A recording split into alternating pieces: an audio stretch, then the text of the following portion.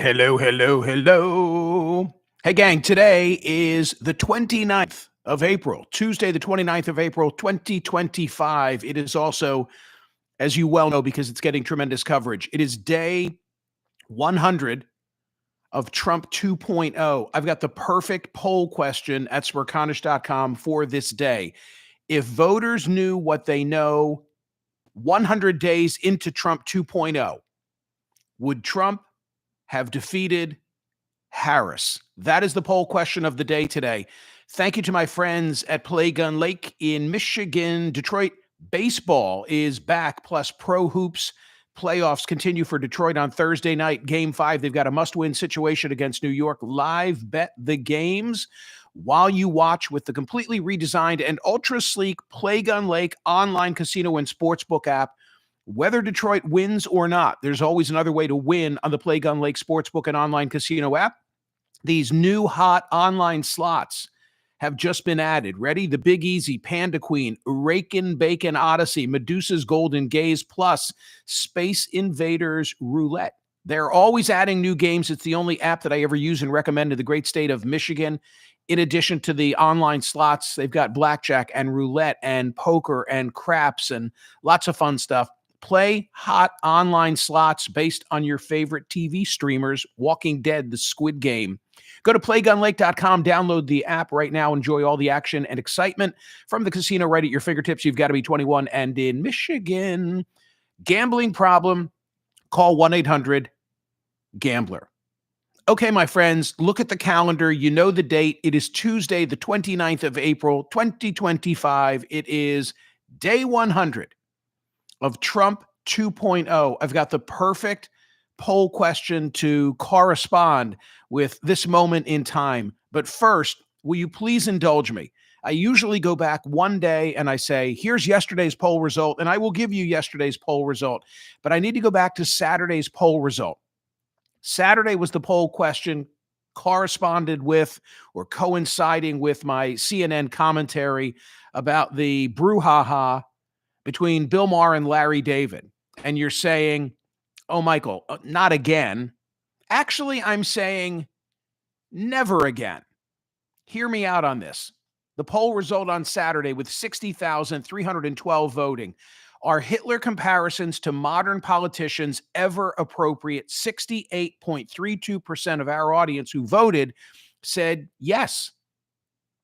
Nearly 70% said sometimes they are appropriate. And what was my argument?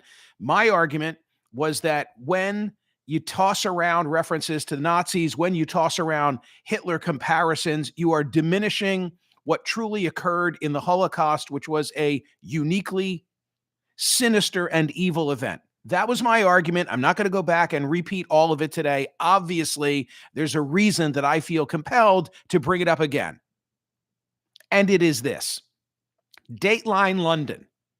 Nike's ad campaign for this month's London Marathon led to some major faith-related pushback. Spectators and social media users took issue with a billboard that said, never again, period, until next year, arguing that Nike should have avoided the phrase never again, which generally is associated with the Holocaust. Quote, never again is as iconic a phrase as just do it. Nike should have known better, wrote Bill Ackman, the prominent hedge fund manager on X. In a follow-up post, Ackman said it's hard to imagine why no one at Nike raised concerns about the ad. Quote, I assume that it was all unintentional, but it's hard to imagine that there was no one at Nike on the marketing team at their advertising firm, banner manufacturer, etc., who didn't know and didn't think to Google the words never again. I totally get it. And why is Bill Ackman making the worthy point of Nike, stay away from that phrase? Because if everyone adopts that phrase in some advertising campaign or as part of their common usage, then we've lost the uniqueness of associating never again with the Holocaust. Completely the same argument that I was making, even though it was a losing argument among those who voted, albeit not in my own orbit. that commentary continues to generate great attention, and the people that I hear from mostly say, "Hey, I'm totally on your side." Okay, yesterday's poll result: 35,664 votes were cast. If a state judge helps a migrant evade federal ICE agents, should that judge be arrested and charged with obstruction and concealment? When all was said and done, 51.18% said no, and 48.82% said yes. So, decided by a razor margin. I was in the yes category, and I was in good company because Ellie Honig was here yesterday, the senior CNN legal analyst, who, by the way, will be here in my stead on Friday. Thank you for that, Ellie. We saw it the same way. In fact, it was kind of funny because when Ellie was on the program yesterday, we were going through the criminal complaint that's been brought against this judge, Hannah Dugan. Dugan or Duggan? Dugan or Duggan? I should know the answer to that. Dugan. Good. I was right the first time. And Ellie said to me, in the criminal complaint, he said, there's just really one paragraph that you want to isolate on. And I said, oh, paragraph 30. And he said, yeah, actually 30, but 29 is what I had in mind. And both of us were focused on, not just the setup of what went on in Wisconsin last week, but rather, the articulation in the criminal complaint. The part that I found most significant was Attorney B similarly explained, meaning it was a second eyewitness account, that after returning to the courtroom, Judge Dugan forcefully motioned for Flores Ruiz's attorney and a male she did not know to approach. Flores Ruiz's attorney appeared to be confused by the judge's gesture, but complied with her directive. Judge Dugan commanded Flores Ruiz's attorney and the male to leave through a back door of the courtroom. So the judge directed them to take the escape hatch. You can't do that, because if you were to provide that level of support to someone who was wanted by law enforcement, with law enforcement, the wolves at the door, you'd be charged. So really interesting. And I have to say, and I say respectfully, I just think that many who are voting in the poll questions have such inherent Trump bias. I won't say Trump derangement syndrome, but such antipathy toward Trump that it's clouding the responses to the poll questions, no matter how I word them, because I worded it in the abstract. I didn't ask about Judge Dugan. I said, if a state judge helps a migrant evade federal ICE agents, should that judge be arrested and charged with obstruction and concealment? All right, let's get to today's poll question. It is day 100 of Trump 2.0, the president going to Michigan today to give a big speech. All the media outlets, you've seen the coverage. It's everywhere. I had my choice in terms of what I would go with in today's newsletter. I settled with a piece from Brett Samuels in The Hill, a promise sort of check in on Donald Trump, going through what did he say he was going to do? What has he delivered on? What is left to be determined? Quote, Trump, largely through executive action, has moved to quickly deliver on a number of prominent campaign promises on immigration, on tariffs, and culture war issues. The president has not yet made good on all of his campaign promises. The war in Ukraine is still raging, despite his pledge to end it even before taking office. And economists have warned his tariff policies could undercut his pledge to lower prices. This is the number one story in today's Smerconish.com newsletter. You can read it. You can see the analysis of the border. I mean, it's the border issue that the Trump administration most wants to tout as, promises made, promises kept kind of thing. Of course, others say, hey, actually, the deportation numbers lag behind Biden. I think part of the reason they lag behind Biden, if that data is accurate, is that so fewer are seeking to come into the United States illegally because they're fearful of Trump. So, there's the immigration and the border. There's bringing down prices. March data from the Bureau of Labor Statistics, which is the most recent information available, shows core inflation continued to ease and was at its lowest rate since March of 2021. Do you want to credit Donald Trump for that? Do you want to say that was Biden's work on the way out the door? I'm just trying to tell you what are some of the focal points for the conversation that we're about to have in terms of if we knew then last November what we know now on the 29th of April, would Trump still have defeated Harris? Tariffs, of course, are the dominant issue of the day. Everything seemed to have shifted on April 2nd when President Trump imposed his 10% tariff on all imports. And, the on again, off again, chaotic seat of the pants, spitball nature of this, I think, is what's given the markets the most uncertainty of all.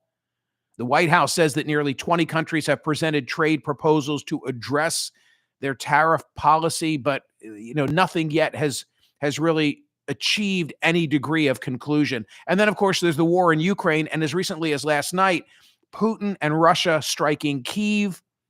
I think because there's a game of musical chairs that is soon to end, and they are trying to gain every single advantage that they possibly can before there's a ceasefire. So, I mean, those are some of the something else that's interesting, the way in which in the campaign, the Trump campaign used transgender issues for political advantage. He's for you, she's for they, them, she's for they, them, he's for you. There's another update story with regard to the University of Pennsylvania. The highest profile of all of these athletic competition cases was the Leah Thomas case. And now the Trump administration, through the Department of Education, is going after Penn and saying, restore the standing of those who held the records before Leah Thomas. Maybe we'll spend some time talking about that today as well. Okay, so a ton of polling data. And the polling data is remarkably simple, consistent. NBC did a really nice job laying out, exactly where Trump is standing, and he's in the mid 40s in terms of his approval. And that's by any number of different surveys. Quote, among adults polled for NBC, 45% approve, 55% disapprove. Although they note that among Republicans, 88% approval rating. Keep that in mind. Where is he getting it from? He's getting it from older Americans, white Americans, and those with lower levels of education. On other polls or in other polls, same result. CNBC, 44% approval, 51% disapproval. Fox News, 44% approval. Gallup, 44% approval. The lowest approval that Trump has is from ABC News and the Washington Post, and it's at 39%. And on the issue that brought him to office, which is the economy, he's now perceived by half as having made the economic situation worse. Okay, so he is underwater in every one of these polls. The Wall Street Journal, because I could go to a lot of more progressive left of center editorial pages and read all the negativity about Trump, but you've heard it. Instead, let me give you a right of center perspective from the Wall Street Journal, which begins their lead editorial today on day 100 of Trump 2.0 by saying there's no denying his energy or ambition. And then they run through some of the record of Trump so far. Quote, on other priorities, the execution hasn't matched the promises. That would seem to apply to DOGE, which we've supported, but has been so frenetic, it's not clear what it's achieving. Further along, even on the popular causes, one problem has been the needless excess. And then the Wall Street Journal lead editorial today really drills down on tariffs and makes the argument that this tariff policy, if there is such a thing as one uniform tariff policy, could sink his presidency. Quote, Mr. Trump was elected to control inflation and raise real incomes, but tariffs do the opposite. They guarantee at least a one-time increase on prices on imported goods that would flow through the economy. They portend shortages for consumers and for businesses that source goods and components from abroad. Trump's second-term foreign policy is a work in progress, yada, yada, yada. And then the conclusion from the Wall Street Journal, where are we at 100 days relative to Donald Trump, is this. Voters reelected Mr. Trump in part because they remembered fondly his first-term economy. But that success owed mainly to his pursuit of conventional GOP priorities like tax reform and deregulation. This term, he is indulging his trade and foreign policy obsessions, and the early results are negative. He'll fail unless he heeds the warnings. So I have given to you a rather negative view of where Trump stands on day 100, according to all the metrics and the lead editorial of what I would say is the most credible right of center national newspaper in the country. Pretty dismal. And therefore, maybe you think that the answer to today's poll question is a simple one. Michael, what's the poll question? The poll question is, if voters knew what they know 100 days into Trump 2.0, would Trump have defeated Harris? We have asked this question or a similar question at different stages for this nascent Trump administration, but I thought it appropriate to ask it again today. By the way, what does the White House say about all these polls? He says it's election fraud. Trump attacked ABC News, the New York Times, Fox News for their recent polling showing his approval rating at a net negative. It's interesting to really delve into the data and look at, and here's another headline that you heard yesterday. You heard the headline yesterday, and entirely accurate, that in the last 80 years, no president, no new president has been where Trump is today. So you might quite naturally say, would Trump have defeated Harris? Hell no. Michael, you just told me his approval rating is maybe in the upper 30s, seems to be in the mid 40s. He's even lost the American support relative to the economy. Harris would have kicked his butt.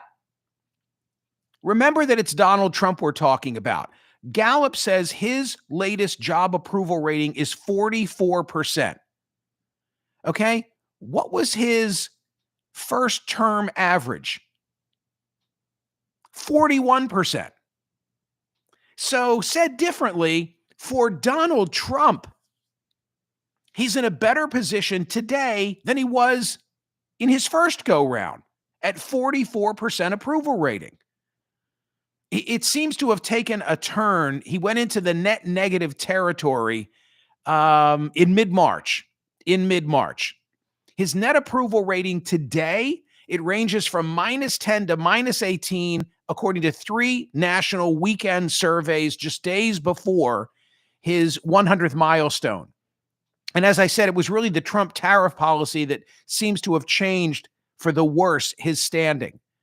But I saw a really good Forbes analysis of the numbers, and they included these two details. 44 or 45%, that is Trump's average approval rating so far during his second term, higher, as I just pointed out, than his 41% average approval rating throughout the duration of his first term. Yes, it's lower than every other post-World War II president, but for Trump, it's pretty good. And how about this? The share of registered voters who say they identify with Trump's Make America Great Again movement has increased sharply during Trump's second term, according to NBC polling. 36% say they consider themselves part of the MAGA coalition. That number used to be 23%. So the number associating with MAGA is growing, and Trump is it's glass half empty, glass half full. The number associating with MAGA is growing, and Donald Trump's numbers, terrible in comparison to every post-World War II American president, but for Trump, are pretty good. And one more factor that you want to consider before you go and cast your ballot at Smerconish.com. If voters knew what they know 100 days into Trump 2.0, would Trump have defeated Harris? All of my conversation so far has been about President Trump, and appropriately so. But remember this, his opponent would still be Kamala Harris. In the poll question that I am asking, when all is said and done, those would be the candidates. So go vote at Smerconish.com and tell me on this day 100 of Trump 2.0, if we all knew then, last November 5th, what we know today, would Trump have defeated Harris? Cannot wait to see the result of this. Okay. Like and subscribe, and please set yourself up for notifications. Okay? I'm looking at you, Nancy Lawrence, and Mark Whalum, and Karen Stocker, and Steve Slattery, and Falcon Steph. Okay, gang? Jamal. Thank you, gang. Jamal, no change. Yeah, there'd be no change. Everybody who voted the way they voted would be voting the same way today. Okay. See you, gang. Appreciate all of you. Go cast a ballot at Smerconish.com, and thank you.